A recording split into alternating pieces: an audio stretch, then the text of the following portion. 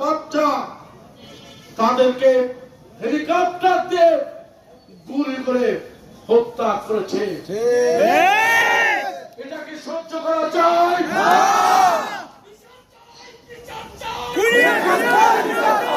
বিচার চাই, বিচার চাই, বিচার চাই, বিচার চাই। আমরা আজকে বিজয়ের পরে কেন আমাদের মিছিল এগুলো করতে হবে? এত ঘটনার পরে এরা তাদেরকে এই দেশের মানুষ ধরে বেঁধে আটকে বিচার করত। সেই ভয়ে হাসিনা পালিয়ে গেছে হেলিকপ্টারে, তার বাপ দাদাদের কাছে 14 ক্রুজ।